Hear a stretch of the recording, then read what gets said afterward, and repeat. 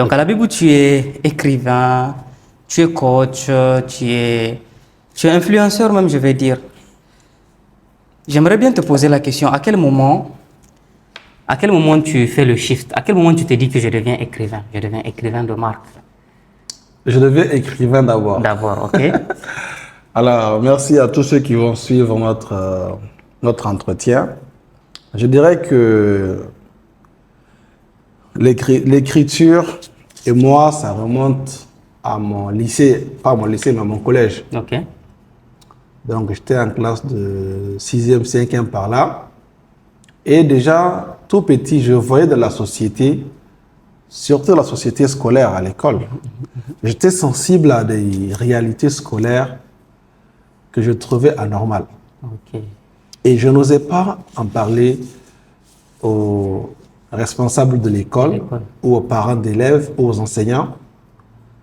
Je ne trouvais du réconfort que dans l'écriture de ces problèmes-là. Je pouvais venir noter que c'est pas normal le fait qu'un enseignant fasse venir des étudiants au tableau pour les humilier pour ne pas avoir la moyenne. Ok? Et ça, je pose ce problème-là et je propose une solution à ce problème. Okay. Et ça fait qu'avant d'arriver en classe de 3e, j'avais un cahier de 300 pages qui était déjà rempli d'écriture. Wow. Et surtout quand je suivais des séries comme Jack Bauer, parce qu'on suivait les Jack Bauer, et donc il y avait des noms d'acteurs qui me plaisaient beaucoup, que j'écrivais.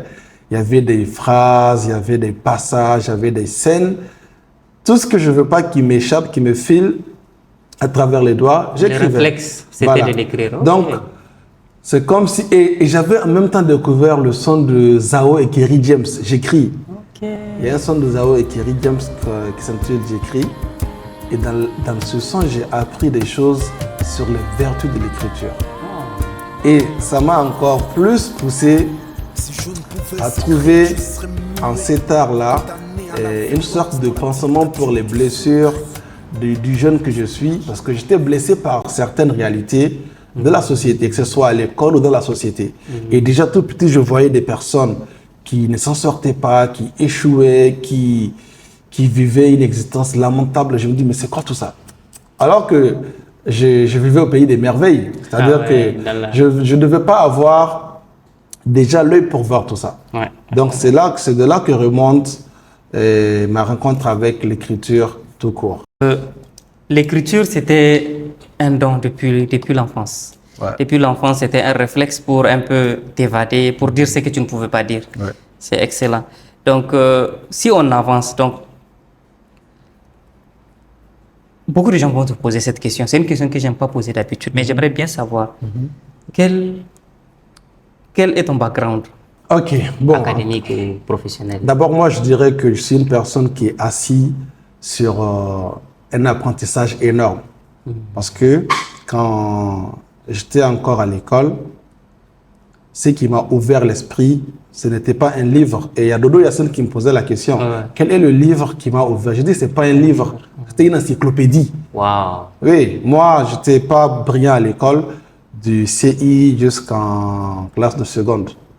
Je commence à devenir brillant en classe de première parce que entre la seconde et la première, mon père me donne son ordinateur et là-dedans, je découvre l'encyclopédie numérique Encarta. Et donc, moi, je commence à dévorer une encyclopédie. Wow. J'ai tellement dévoré, j'ai tellement lu Encarta que je suis passé en l'espace de 3 mois d'un mec qui n'avait pas la moyenne en classe à 2e de la classe. Wow. Et je deviens premier de classe la première fois en terminale. Wow. Donc moi, si aujourd'hui mes camarades de promotion avec qui on a fait le collège, le primaire, quand ils me voient, ils disent que c'est pas à la Bible. C'est pas à la Bible. Non. C'est pas possible, vous voyez. Donc, et je dis tout le temps aux gens que la chance dans la vie, c'est l'apprentissage. Ouais. Je crois qu'aujourd'hui, dire qu'on est un apprenant, c'est le qualificatif ou la qualification la plus importante ou la plus impressionnante qui puisse être. Parce que je dis dans le dictionnaire, il y a un mot dont dépendent tous les autres mots, et c'est le mot apprendre. Tous les autres mots de dictionnaire obéissent ou dépendent du mot apprendre. Et donc moi, je suis un apprenant. Apprendre est l'une des choses que j'aime le plus au monde, une des choses que je fais le plus au monde et que j'enseigne le plus au monde. Donc, Je crois que tout s'apprend dans la vie et il n'y a pas de crainte à avoir pour les personnes qui apprennent. Ouais. La Bible, donc, ta réponse m'amène à te poser une question super intéressante. Alors, aujourd'hui, je suis un jeune à Niamey qui est en train de chercher à améliorer sa vie, à devenir quelqu'un entre griffes. Ouais. Comment j'apprends? Qu'est-ce que tu me recommandes? Ok. Ça dépend d'abord des priorités de la personne. Ok.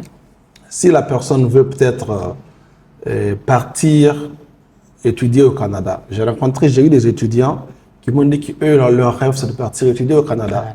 Je leur dis alors, il faut apprendre le maximum de choses que tu puisses avoir sur le Canada. Parce que quand on veut une chose, il faut d'abord étudier la chose. Il faut apprendre le maximum sur la chose. Ça nous permet d'avoir l'âme de la chose. Et quand on a l'âme de la chose, tôt ou tard, on finira par l'atteindre ou par l'acquérir. Okay. Donc, ça dépend de ceux. Dans la vie, il y a plusieurs objectifs. Donc, quelles sont les priorités de la personne? Est-ce que la personne veut être un bon chef d'entreprise? Est-ce qu'il veut devenir millionnaire? Est-ce qu'il veut devenir homme politique? Est-ce qu'il veut devenir leader d'opinion? Quelles sont ses priorités? Et en fonction des priorités, maintenant, il faut orienter l'apprentissage. Okay. Et ne pas apprendre à basse dose. Et ne pas apprendre à basse fréquence aussi. Il faut apprendre, il faut faire une overdose. D'apprentissage. Mais il faut apprendre plus que nécessaire. Il faut connaître les détails. Il faut abuser, oui. Parce que l'ignorance abuse de vous. L'ignorance abuse de nous. On doit abuser de l'apprentissage parce qu'on ne peut pas abuser de la connaissance. Il y a toujours des choses qu'on ne connaîtra pas. Donc, il faut faire une overdose d'apprentissage et apprendre aussi à haute fréquence. Et là, je vais parler des fréquences d'apprentissage. Il y a des fréquences d'apprentissage qui sont basses et qui ne concernent que des informations qui nous donnent des indications. Il y a des fréquences d'apprentissage qui sont assez moyennes et qui nous permettent de participer à gérer des choses par rapport à ce qu'on apprend.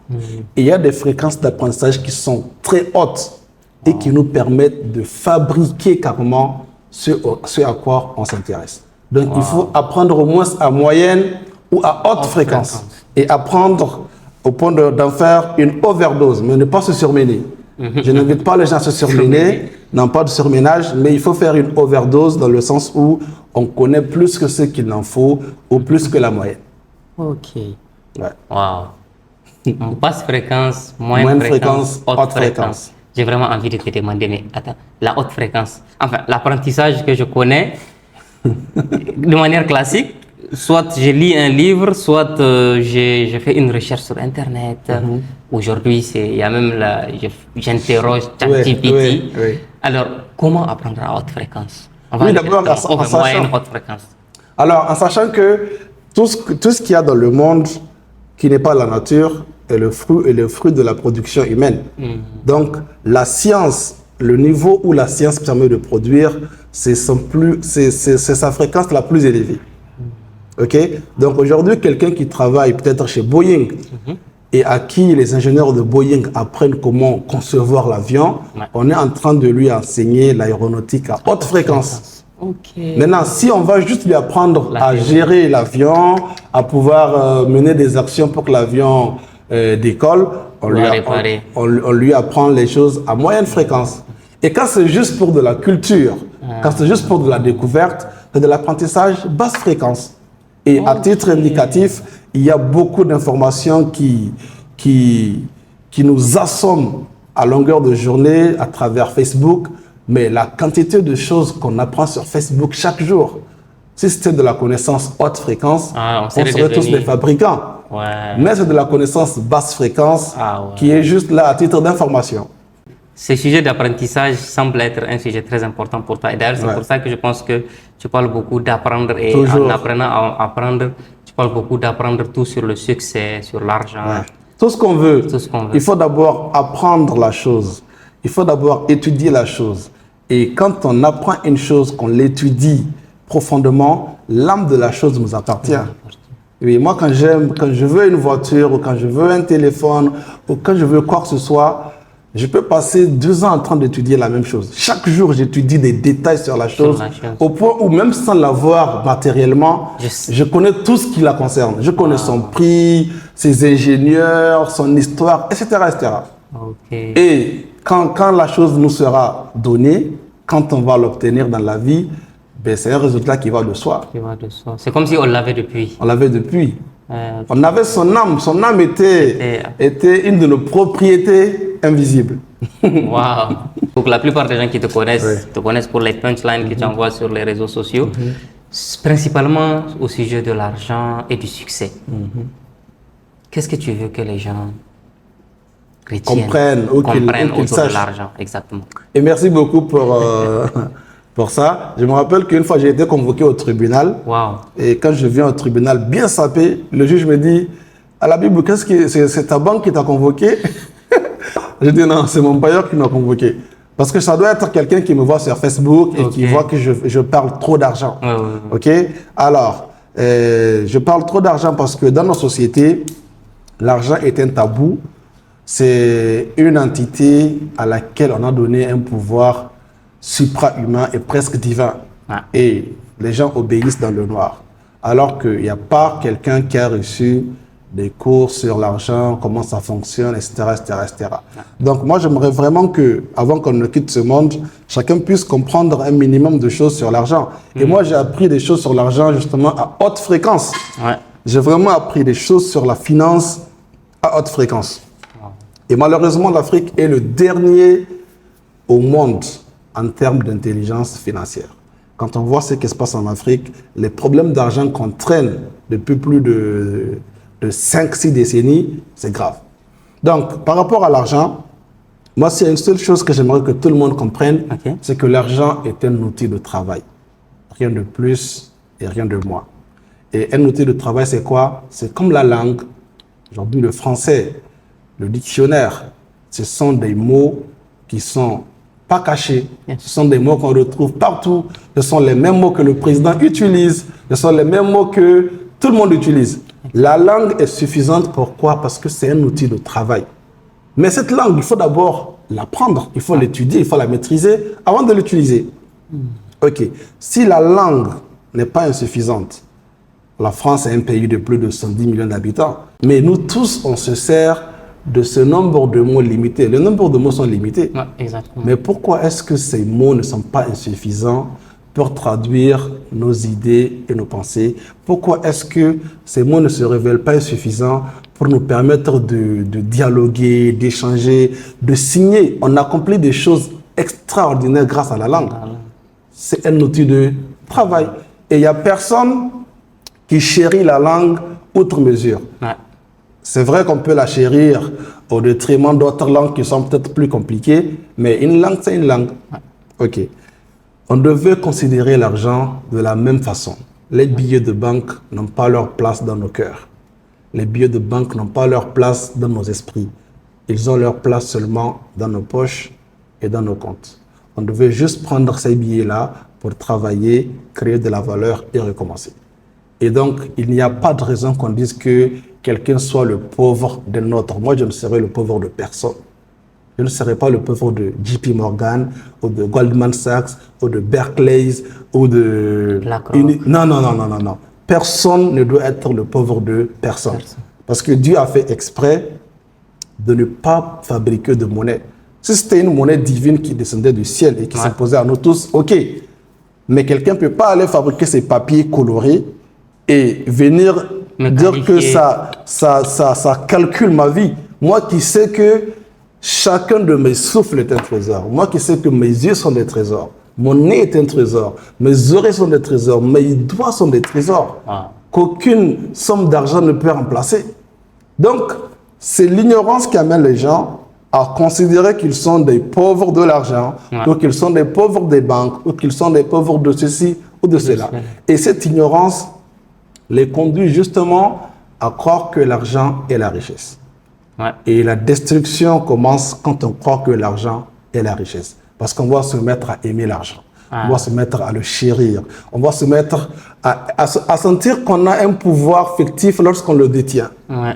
Oui, il y en a qui pensent que ils ont... quand ils n'ont plus leur somme d'argent, quand ils n'ont plus 100 000 dans la main, ils sentent qu'un pouvoir les a quittés. Mais quand ils ont 100 000, ils sentent qu'un pouvoir est présent. Mais c'est de la psychologie avancée qui est pompée ou qui est dopée par de l'ignorance. Ah. Donc l'argent, c'est un outil de travail.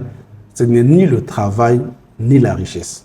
La richesse, c'est lorsqu'on arrive à créer de la valeur et qu'on l'échange contre une autre valeur équivalente, qu'elle soit équivalente ou inférieure ou supérieure. Maintenant, le travail, c'est l'effort humain réfléchi qu'on fait dans le but d'atteindre un résultat. Et maintenant, ce bout de papier qui s'appelle argent, et je le dis au passage, aujourd'hui dans le monde, il y a 163 monnaies officielles en circulation. Alors, si ces monnaies étaient des monnaies qui devaient résoudre le problème de richesse, pourquoi est-ce qu'il n'y aurait pas une seule monnaie? Pourquoi jusqu'à 163 monnaies qui circulent? Ça veut dire que c'est de l'artifice, d'accord? Mais c'est un jeu, et ceux qui le considèrent comme un jeu, ils s'en sortent très bien. Tous les pays développés sont des pays dans lesquels l'argent est utilisé comme un jeu, comme dans un match de football, où le plus important, c'est pas que le joueur garde le ballon dans sa main, ou dans ses pieds, mais qu'il le donne à ses coéquipiers. Et un match riche est un match dans lequel il y a eu beaucoup de touches de balles, dans lequel il y a eu beaucoup de buts marqués. Donc, dans nos pays, l'argent stagne, l'argent bloque, l'argent n'est pas utilisé, et ce sont les hommes qui souffrent. Pourquoi? Parce que les gens se disent que quand je l'ai, j'ai atteint la richesse. Vous voyez? Donc, si tout le monde peut comprendre ça, je crois qu'on aura moins de problèmes. Moi, je peux me lever, je te jure, je peux me lever demain que je n'ai pas un seul franc. Ni dans ma poche, ni dans un compte de crypto-monnaie, ni dans un compte en banque. Et pourtant, je sais que je suis un multimilliardaire en respiration, multimilliardaire en idées, plusieurs fois multimilliardaire en santé. Il n'y a pas quelqu'un dans ce monde qui soit en santé qui puisse être plus multimilliardaire que moi en cette valeur-là. Donc, il ne faut pas que les gens laissent l'argent éclipser tous ces milliards que Dieu leur a donnés dans sa banque.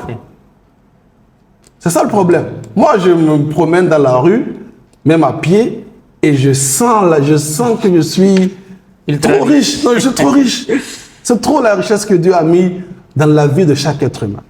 Mais les gens ne savent pas, et parce que les gens ne savent pas, ils sont infériorisés par un objet de leur propre création. L'argent qui est fabriqué par des hommes sert maintenant à rabaisser des hommes. À dominer les hommes. Ouais. Et pour que ça marche, il faut que leur ignorance entre en jeu. Donc je crois que j'ai donné assez d'explications à ce sujet. Alors pour toi, c'est quoi le succès? Alors, le succès, c'est une résultante de l'homme. Je dis dans mon livre Réussir que l'homme est l'usine de fabrique de la réussite. Et que la réussite fait partie de l'homme, tout comme le sang qui circule dans ses veines. Aujourd'hui, ici, on nous dit dans une journée combien d'opérations biologiques notre corps a réussi. On sera ahuri. Même le fait de pouvoir, parce que c'est pas donné le fait que les yeux se ferment et s'ouvrent. On peut les fermer et que ça ne s'ouvre plus. Et là, on aura échoué à les ouvrir. Il y a des personnes qui sont inaptes à soulever leurs mains. Donc, l'être humain est un projet divin. L'homme est le projet de Dieu. Et Dieu, en créant l'homme, n'a pas échoué. C'est clair. Ok. Déjà, l'homme est une réussite divine.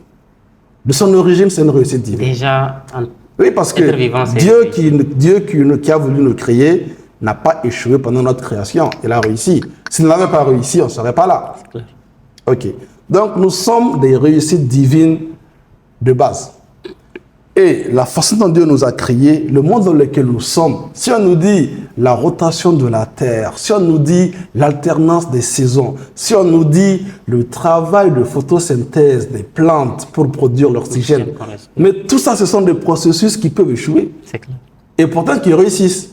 Donc, il y a des milliards d'opérations en nous et hors de nous qui réussissent à chaque milliseconde.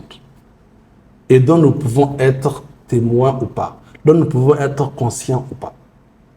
Donc nous vivons au cœur même d'une réussite flagrante, une réussite universelle. C'est impossible d'échouer quand tu vis au milieu d'une réussite. Et qu'on sait, si on sait. Donc pour moi, l'homme est d'abord le fruit d'une réussite divine et le fonctionnement de l'homme, la vie de l'homme, Albert Einstein, je veux le citer à travers une citation que j'aime beaucoup, il dit il n'y a que deux manières de vivre. Soit selon que tout est un miracle, soit selon que rien n'est un miracle. Donc les gens qui arrivent à voir que dans la vie tout est un miracle, mais c'est pas croyable. Donc l'homme réussir à parler, réussir à manger, réussir à digérer, on réussit chaque jour des milliards de choses. C'est d'abord cette réussite-là qu'il faut utiliser comme bouclier dans le combat contre ses semblables. Parce que nos semblables se nourrissent de notre échec. En fait, il n'y a pas d'échec humain qui ne profite pas à un autre humain. Alors, l'échec dont on parle ici est juste un échec qui vient de la confrontation des hommes, de la confrontation des civilisations, des chocs de culture, où pour avoir la domination sur l'autre, il faut le soumettre. Donc, dans ce jeu-là, des gens sont allés à l'école, on dit qu'ils n'ont pas eu le BEPC ou qu'ils n'ont pas eu le bac. Il y en a qui ont essayé d'admettre à des concours de fonction publique, je ne veux pas dire les noms, et on dit qu'ils n'ont pas eu les points pour passer. Donc, ils ont échoué. Et ces personnes-là peuvent prendre cet échec comme étant le plus grand affront qui leur soit arrivé. Alors qu'ils ignorent qu'à côté, ils arrivent à bouger leurs doigts, ils arrivent à marcher, ils arrivent à dormir, ils arrivent à se réveiller. Et qu'il y a des personnes qui ont tout l'or de ce monde et qui ne peuvent pas acheter ces plaisirs de la vie. Donc, il faut se considérer d'abord comme une réussite divine. Être conscient de toutes les milliards de réussites dont on est producteur et qui nous entourent. Et savoir que les concours humains, les systèmes humains d'évaluation ont pour but de de creuser un fossé entre des classes. Qu'il y ait une classe supérieure, une classe moyenne et une basse classe. C'est tout. Maintenant, il faut se défendre. Et quand on se défend, on pourra éviter d'être au-dessous de quelqu'un d'autre. Ou au moins, même si on ne sera pas au-dessus de la personne, on sera au moins à ce niveau. Donc, nous sommes des réussites divines et il se passe des milliards de réussites en nous chaque milliseconde. Ce n'est même pas chaque minute. Donc, moi, je ne comprends pas des êtres humains qui, même quand je vois un fou, moi, je vois un miracle. Comment une personne marche? Parce que marcher, ces chaises ne peuvent pas marcher. On peut faire des chaises à 1 milliard de dollars, qu'elles seraient inutiles. Ce Burj Khalifa de 800 mètres, si on ne le nettoie pas, qu'on n'ouvre pas les portes, il ne peut rien se faire. C'est Airbus 380, c'est Boeing 737, s'il n'y a pas de l'intelligence humaine à côté, ne peuvent rien faire. Mais l'homme, dans son sommeil, qui peut s'asphyxier en prenant certaines positions dangereuses, le métabolisme de son corps se régule pour qu'il... Subhanallah. Non. Parce que chaque sommeil est un péril dont on peut ne plus revenir. C'est clair. Et c'est tout ça le succès. C'est pas la peine d'attendre la proclamation des résultats d'une élection de je ne sais quoi pour penser qu'on a réussi. Non.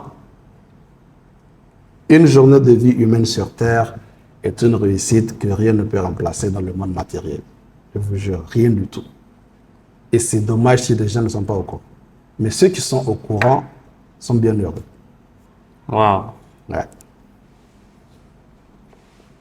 Très philosophique comme réponse. Cette réponse, je suis convaincu, va faire réfléchir plus d'un. Et ce n'est que bien.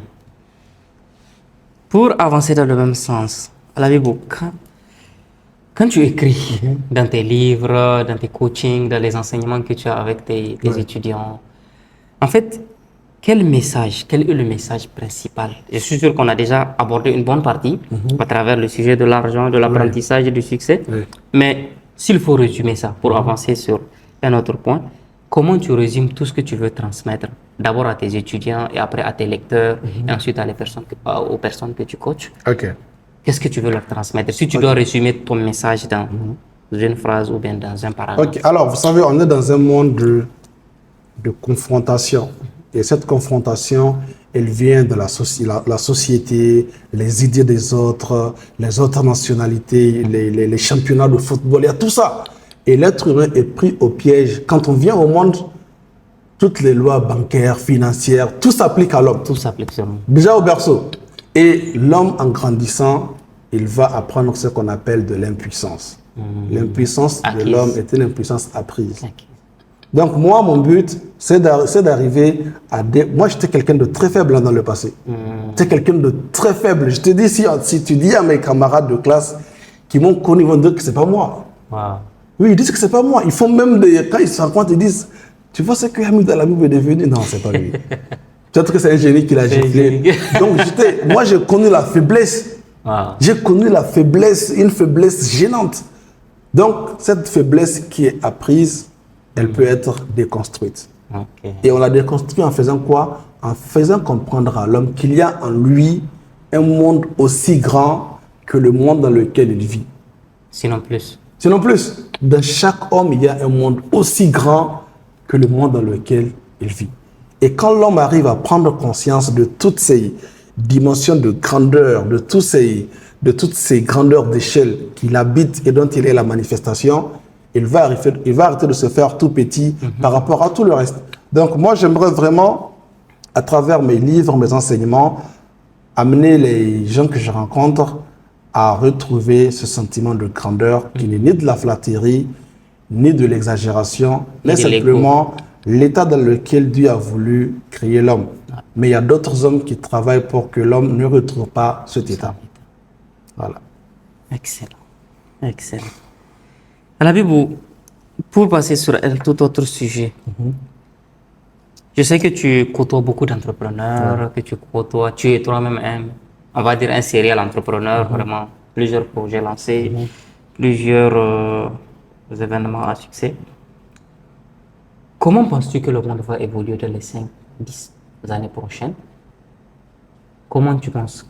Quelle est ta projection sur 10 ans? Sur 5-10 ans, comment le monde Bon, va moi, je évoluer? parle de projection sur 5-10 ans. J'ai plutôt des projections sur 100 ans. Wow. Okay. Moi, j'aime regarder le monde sur 100 ans. Ok. Et ça nous évite de faire des calculs proches. Ouais. Parce que les calculs proches ont tendance à trop changer. Les résultats peuvent beaucoup changer. Pourtant, les résultats qui vont être définitifs souvent tardent à apparaître. Exactement. Ok. Alors déjà,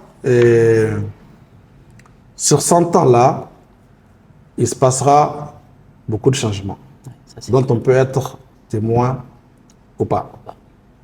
Le monde, et pour faire cette évaluation, il faut regarder 100 ans en arrière. Si on est en 1925, on saura que le monde vient de traverser une guerre, 14-18, et qu'elle se dirigeait dans 20 ans encore vers une autre guerre.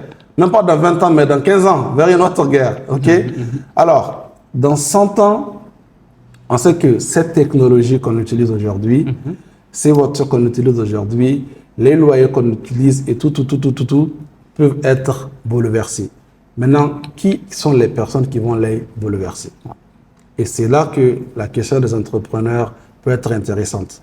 Les entrepreneurs, j'ai lu à l'aéroport de Genève sur une pancarte une citation qui m'a beaucoup interpellé. Elle dit en substance que le monde va là où les audacieux le conduisent. Ok? Donc le monde va là où les audacieux le conduisent.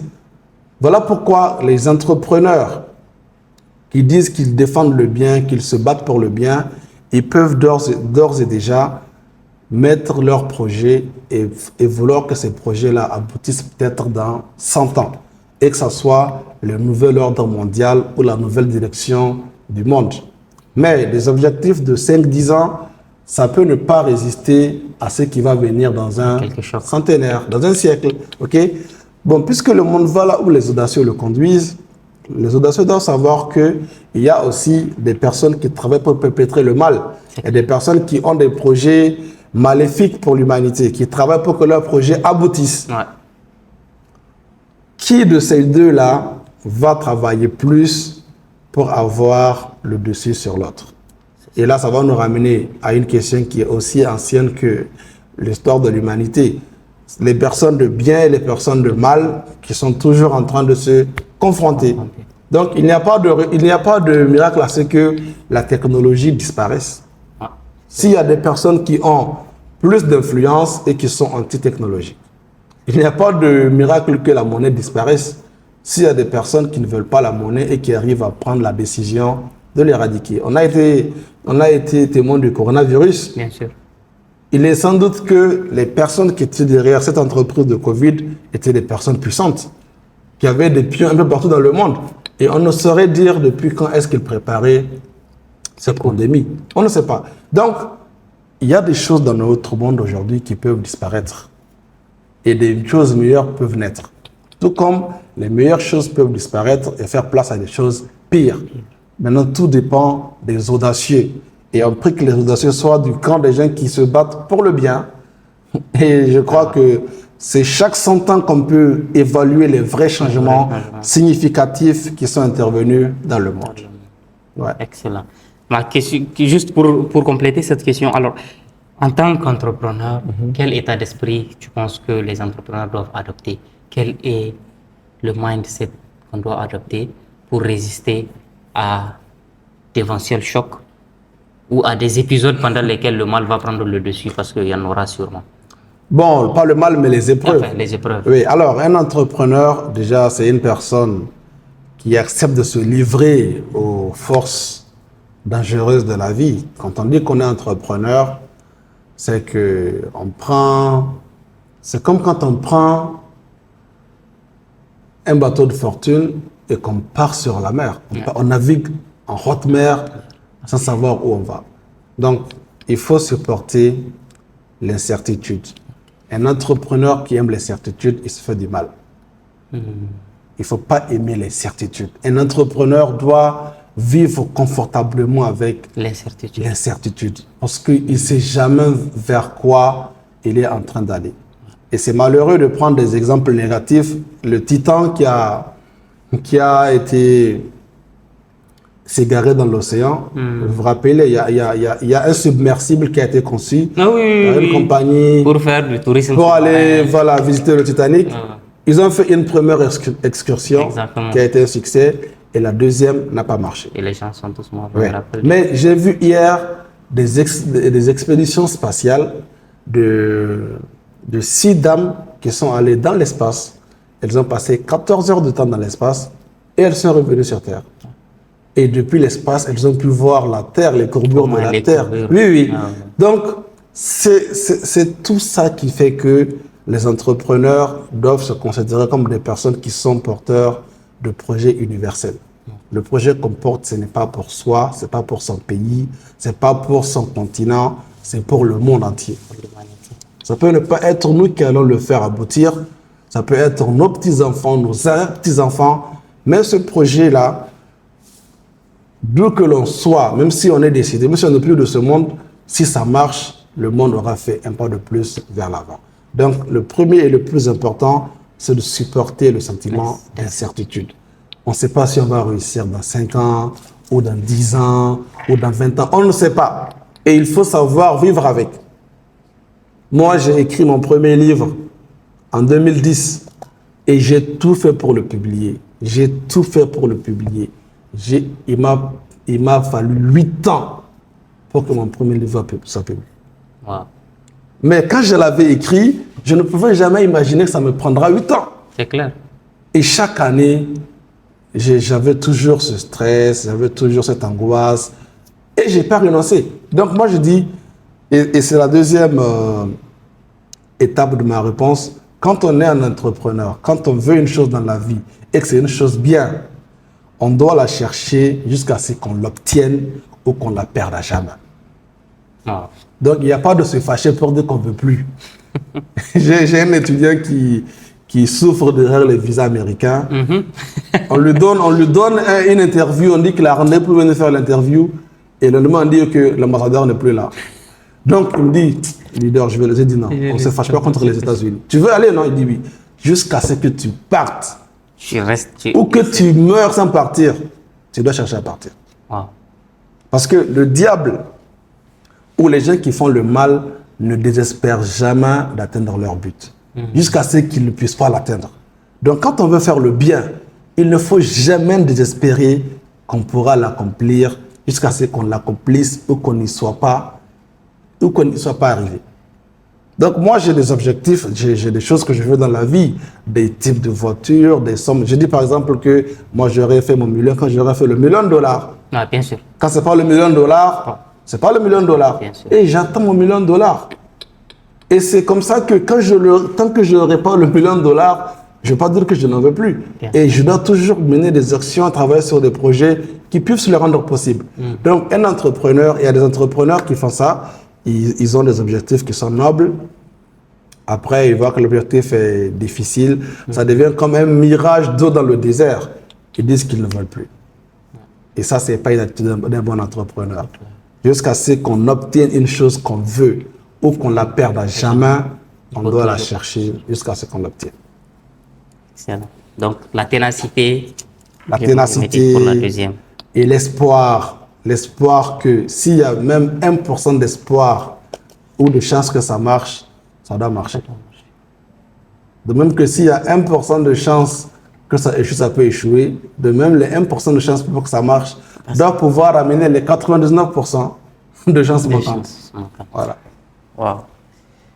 La Bible, c'est quoi ton projet pour l'humanité, pour le monde? Je dis qu'un entrepreneur doit porter un projet universel. Bon, moi, j'ai plusieurs projets universels. Par exemple, un de mes projets universels, c'est que je voudrais publier 100 livres au moins avant de mourir, Ça dit- avant de quitter ce monde pour un autre. Et là, je suis à 17 livres et j'aide beaucoup de personnes à publier À écrire des leurs livres, livres. à écrire les livres et à les publier. Ok. Et je voudrais bien que l'Afrique ait au moins 1 million d'écrivains parce que l'Afrique n'a pas de porteur de plumes. Sur plus de 1,5 milliard d'habitants, il n'y a même pas 1 million d'écrivains en Afrique. Ouais. Pourtant, on a 1 million d'humoristes, on a 1 million de comédiens, on a 1 million de mendiants, on a 1 million de braqueurs, on a 1 million de tout ce qu'on veut. Sauf Mais que- 1 million d'écrivains, il n'y en a pas. Surtout Et si on compte ceux qui sont morts. voilà, je voudrais également rendre une réalité possible que les écrivains soient des personnes riches, des personnes qu'on respecte, des personnes qui ont de l'importance. Parce qu'un écrivain, quand même, oui, un écrivain, ça doit être au-delà de l'argent. Et donc, pas des écrivains qui se cherchent, qui sont au bas de l'échelle sociale, non. Moi, je voudrais sincèrement que, parce que j'ai été en Suisse, j'ai vu le plus grand écrivain suisse. Il s'appelle Joël Dicker. Et son dernier livre qu'il a publié s'appelle Un animal sauvage. Et il a plus de 10 millions de lecteurs fidèles dans le monde. Wow. Et figure-toi que tous ces 10 millions de lecteurs vont acheter ce livre et le lire. Et attendre impatiemment le prochain. Donc, c'est un milliardaire en euros ou en francs suisses. C'est ça un écrivain. Mais en Afrique, quand vous cherchez tous les profils d'hommes qui soient riches, vous en trouverez. Si vous demandez à quelqu'un est-ce qu'il connaît un écrivain riche, il vous dira qu'il n'en connaît pas. D'ailleurs, il ne connaît aucun écrivain.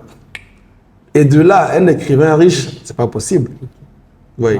Mais moi, je crois que si les écrivains ne sont pas riches, c'est de leur faute.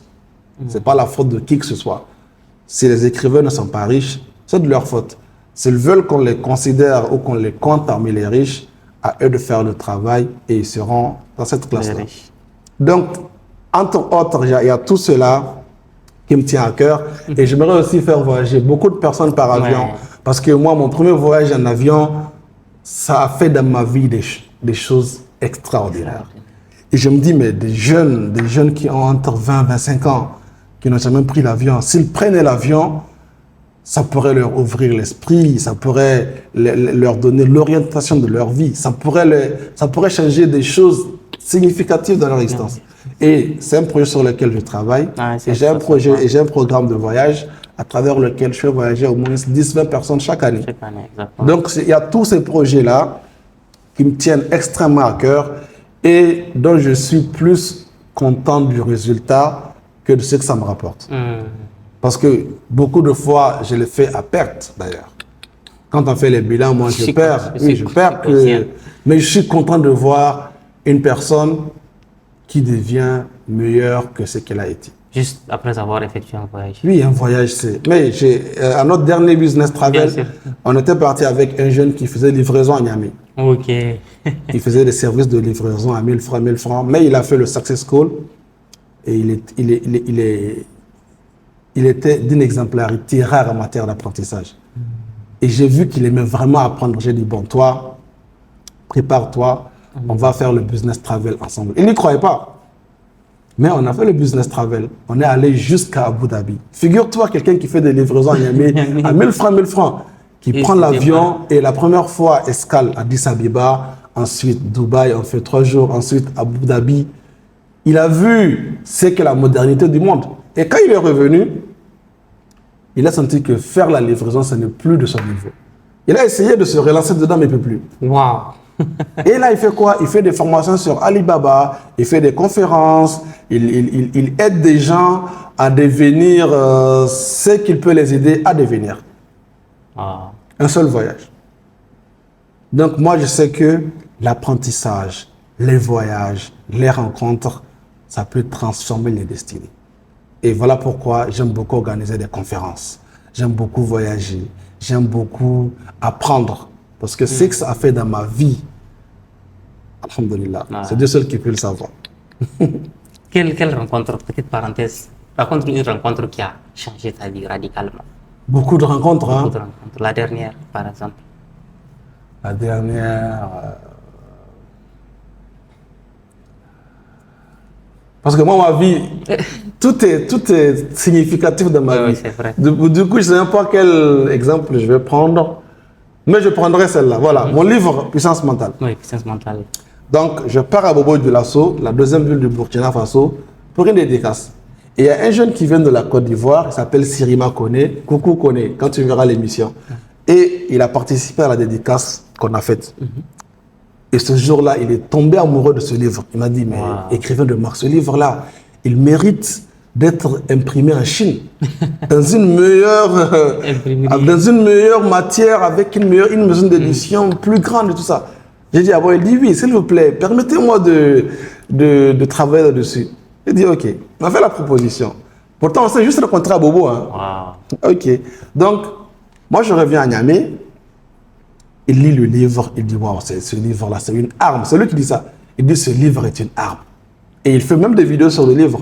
Donc, il m'a fait une proposition. Il a trouvé une maison d'édition dans laquelle il est d'ailleurs actionnaire. Il dit, la maison d'édition propose de prendre mes droits d'auteur et de financer la production du livre à 100% en Chine. Wow. Moi, je m'attendais à une facture de plus de 2 millions parce que je voulais payer par la production. Bien sûr, Il dit, mais la maison d'édition me propose cela.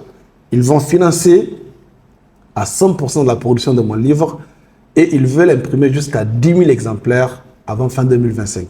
Wow. Et ils ont leur équipe de marketeurs pour les vendre. Et eux, tout ce qu'ils me demandent, c'est que j'accepte de mettre mes droits d'auteur à leur nom et on va fixer des pourcentages qui vont leur revenir et qui vont me revenir. Il dit, ok. Et c'est comme ça que, et c'est ce matin que la chinoise ou les Chinois, ils ont envoyé de très belles photos, vidéos de mon livre imprimé en Chine. Wow. Dans une qualité extraordinaire. Qu'est-ce qui fait ça? Une rencontre humaine. Et donc, c'est un gâchis. Mais Noureddine, si on ne s'était pas rencontrés, on ne serait pas en train de faire ce podcast. Bien sûr, et on ne sait pas combien de choses les gens vont apprendre à travers ça. Et c'est le fruit d'une rencontre. Donc, c'est un gâchis que les gens sont dans leur voiture, dans leur vieille voiture, et il se passe, ils s'ignorent les millions de croisements qui se font en circulation d'inconnus. Dieu seul sait combien de projets meurent dans l'œuf. Ouais. Du fait Bien comme de problèmes auraient pu être résolus en Bien sûr. Et je dis, même pour qu'un enfant naisse, il faut que son père et sa mère se rencontrent. Ouais. C'est quand les hommes se rencontrent que les miracles de la vie se produisent. Si les hommes ne se rencontrent pas, il n'y aura pas de miracle. Wow. Donc voilà mon livre, un livre flambant neuf, édité en Chine, qui sera livré directement à Bamako pour ma dédicace du 26. Une rencontre humaine. Où je devais dépenser plus de 2 millions. Même l'expédition, on dit on envoie un livre à 1500. Ils prennent en charge l'expédition jusqu'à ce que ça arrive. Wow. Pourtant, moi, je me suis déjà préparé pour payer tout ça. Pour payer tout. Donc, les hommes doivent rencontrer les hommes. Et je dis que la quantité de succès qu'une personne peut avoir dépend de la quantité de rencontres qu'elle aura pu faire dans sa vie. C'est lui qui a rencontré 1 million de personnes avec son projet va réussir plus que celui qui a rencontré 100 000 personnes avec son projet. Ça, c'est clair. Donc les rencontres, l'apprentissage, les voyages, ce sont des choses miraculeuses. Wow. Excellent. Parle-nous de la Success School et des Success Travel, tout ce qui tourne autour. Des business travel. Des business travel. Ok. Alors d'abord, la Success School, c'est un programme de business. Ok. Une école de 100 jours. Et dans cette école-là, on apprend uniquement la réussite. Et la réussite ne s'apprend pas sans support. Et quels sont les supports de la réussite? Ce sont les modèles de réussite, les personnes qui ont déjà réussi, et les stratégies de réussite, d'accord? Les lieux de réussite. Il y a toutes ces choses-là qui servent de support à la réussite humaine qui puissent être observables et étudiées. Donc, en 100 jours, on va se concentrer à ne rien faire à part étudier. De sorte que, à part étudier le succès, de sorte que le succès devienne pour nous une norme et non pas une exception. Et vu que tout ce qu'on va apprendre, enseigner, étudier pendant les 100 jours, ce sont des choses qui se passent ailleurs, le programme prévoit à la fin un voyage avec les étudiants, histoire de leur faire vivre tout ce qu'ils ont appris en 100 jours. Parce que pendant le cycle, on va parler de golf, on va voir c'est quoi le golf, c'est quoi un parcours de golf, comment on joue au golf, ok? On va voir c'est quoi un circuit de Formule 1, comment ça marche, toutes ces choses-là. Le business travel permet aux étudiants de partir et de les vivre eux-mêmes. Jouer une partie de golf, aller sur un circuit de Formule 1, vivre dans des hôtels 5 étoiles, prendre l'avion. Donc, et ça revient à ce que je dis, quand on veut une chose, il faut d'abord l'étudier. Haute fréquence. Très bien. Et à la fin de tout cela, les étudiants, ils doivent faire une écriture. Chaque étudiant qui fait le Success School écrit au moins 50 pages. Et c'est ce qu'on appelle les pitchs de fin de cycle. C'est là-dedans que l'étudiant va dire tout ce qu'il a appris, tout ce qu'il a accompli et tout ce qu'il est devenu en 100 jours. Et son pitch de 50 pages, c'est comme un livre qui porte sa photo, qui porte un résumé, un summary et tout. Et ils vont présenter cela au week-end de la réussite. Donc le week-end de la réussite, c'est l'événement de couronnement d'un cycle de Success School.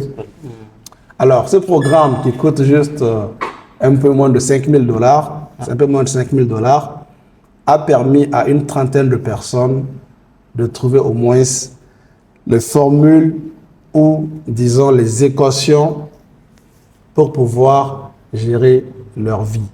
Moi, je ne dis pas qu'on peut devenir du jour au lendemain opérateur économique. Je ne dis pas qu'on peut devenir gros employeur. Mais on peut éviter d'être un poids pour sa famille. Et éviter d'être un poids pour soi-même, c'est le plus important. Éviter d'être un poids pour soi-même. Et c'est un programme qu'on est en train de poursuivre. Là, il y a la conjoncture économique qui fait que les gens n'ont plus le pouvoir d'achat de se le permettre. Mais c'est des épreuves qui passeront et les gens pourront revenir pour rejoindre le programme. C'est clair. J'en connais quelques-uns. J'en connais vraiment quelques-uns des fruits de la Success School. Et je peux dire que vraiment, c'est des gens que j'ai vu changer avec le temps et c'est extraordinaire. C'est extraordinaire. Donc, c'est super. C'est super. Alors,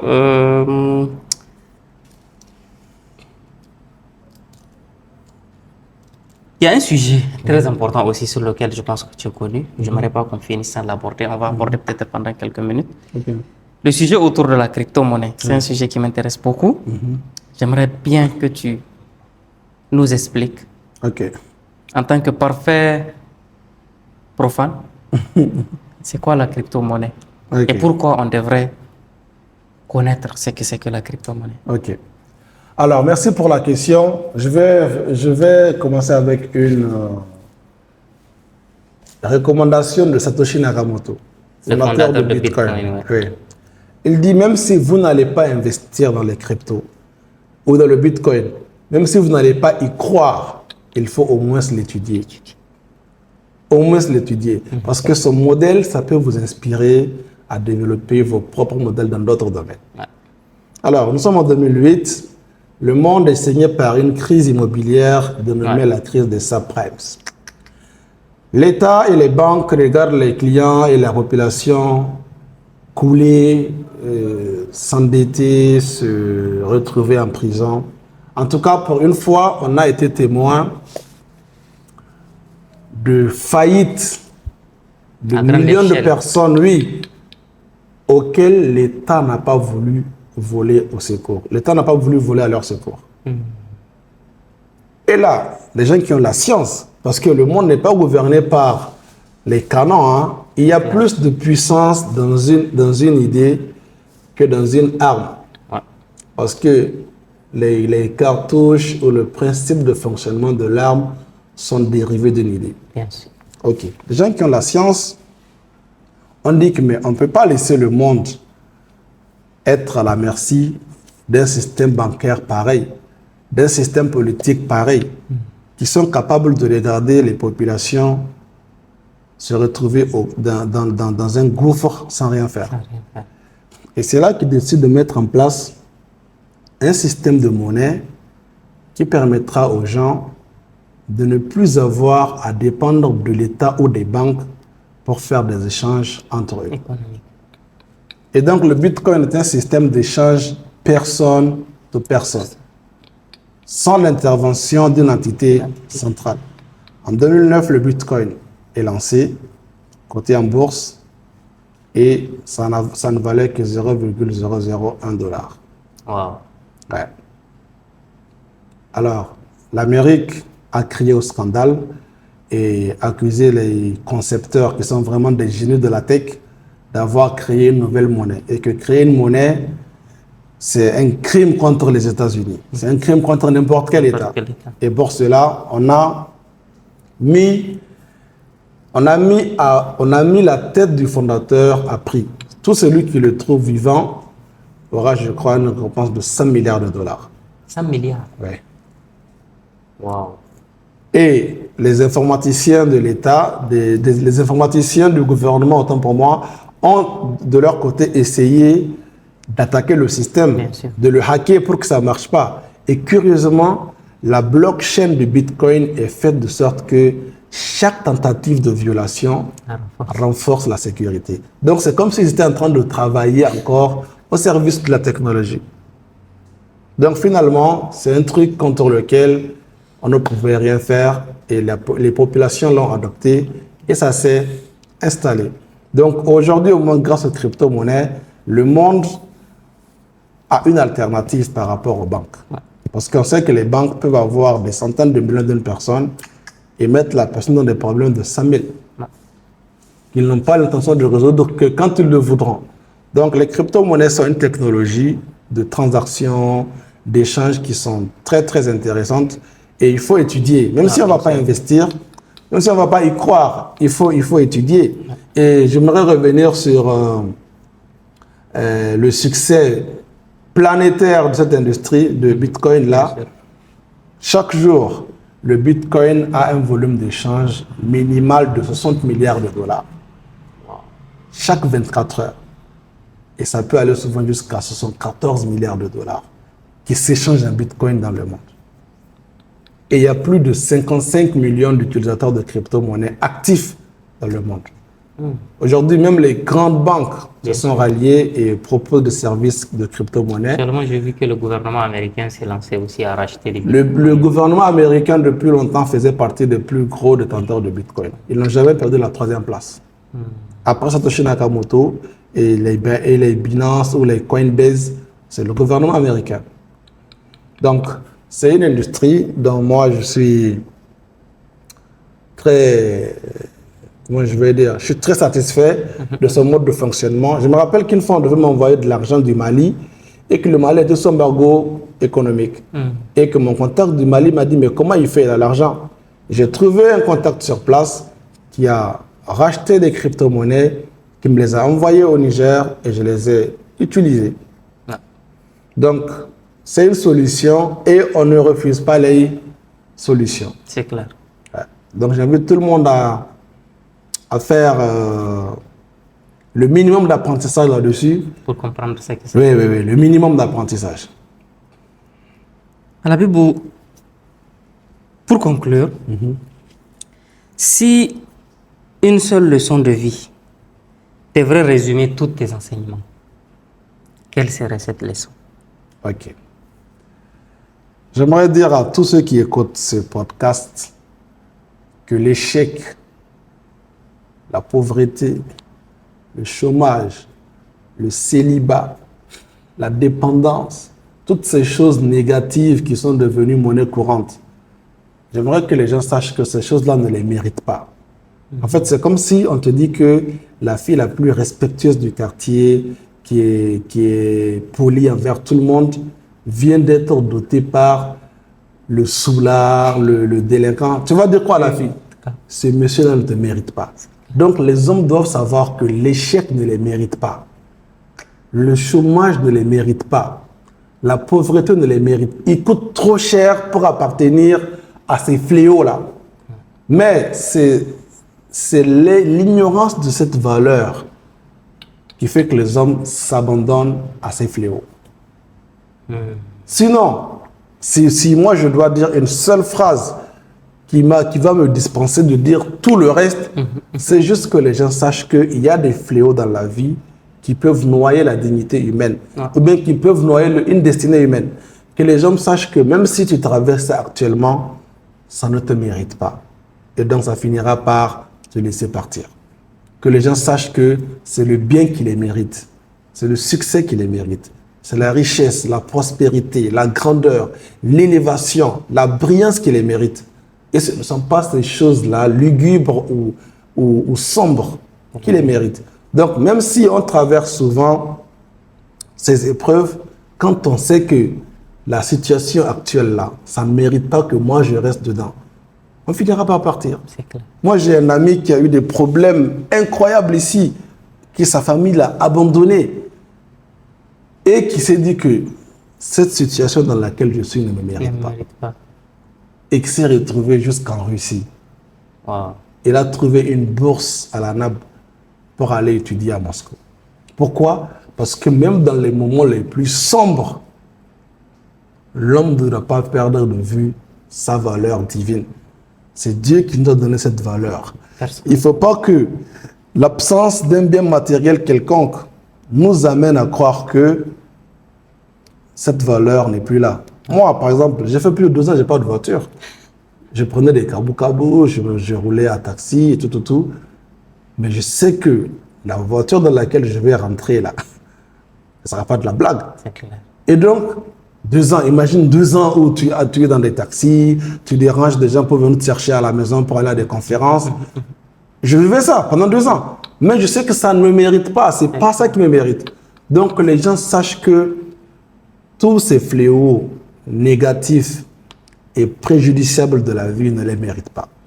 Pourtant, c'est devenu tellement monnaie courante que les gens s'abandonnent à leurs faiblesses, ils s'abandonnent à ces situations et ils en font leur réalité.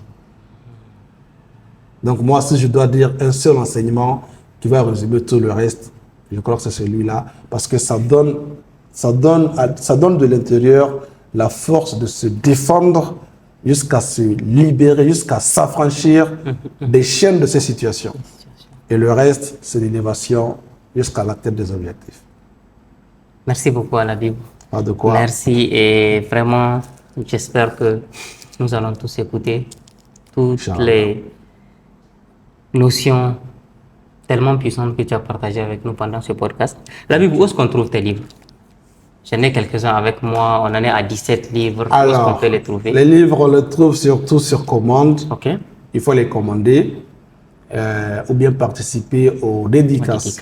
Ce sont les 2 modes pour avoir ces livres. D'accord. Soit sur commande quand on voit une annonce sur TikTok ou sur Facebook, soit quand il y a une dédicace dont on est informé, participer à la dédicace et puis on pourra avoir les livres. Excellent. Donc, abonnez-vous aux pages de Alabibou, je vais sûrement les mettre en commentaire. Si je ne pouvais écrire, je serais muet, condamné à la violence dans la dictature du secret.